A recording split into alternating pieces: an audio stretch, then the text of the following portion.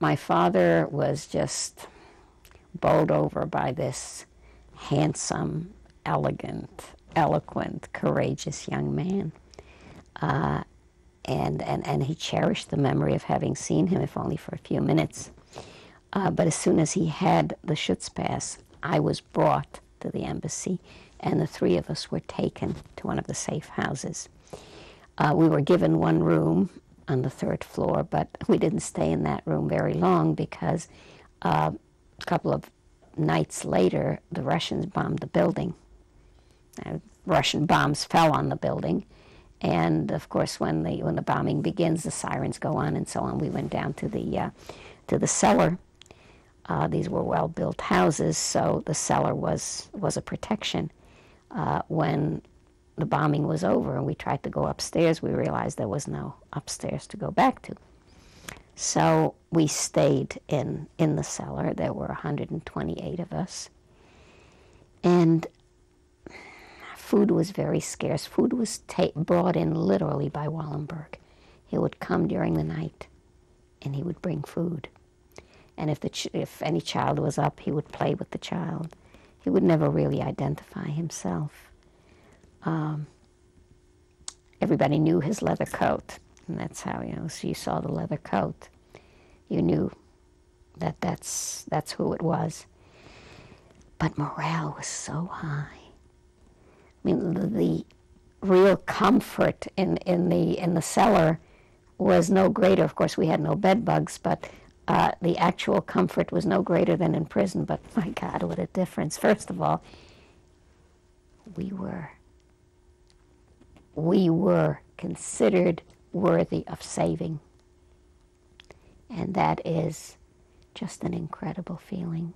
I mean, if I may digress for a moment, I had a very good friend who's also a Wallenberg survivor, who was a librarian in the CUNY system in New York, who was 21 at the time I was 15.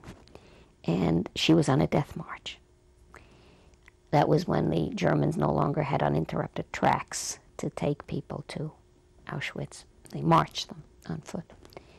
And she was on this march with her mother and her aunt, and at night they were herded into one of these large brick factories. There was blackouts, so they didn't see where they were walking. Some of them fell into the pits, and they didn't have to worry about anything. But the ones who found a little piece of ground to lie down on for the night were just so dehumanized that there was total silence. Nobody said a word.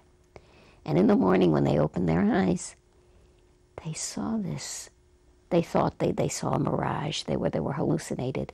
This handsome young man bustling about among them and saying, "Don't worry, I'll come back for you."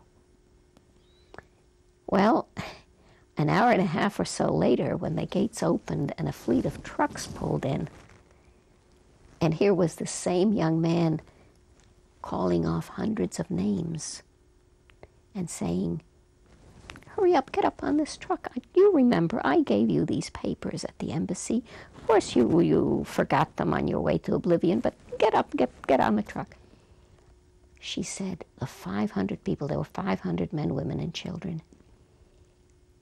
As if one, they all exclaimed, "Shema Yisrael." Hear, O Israel. And she said, not because their lives were saved, though, I mean, that was a big thing, but because they felt somebody considered them worthy of saving. So that, that was Wallenberg.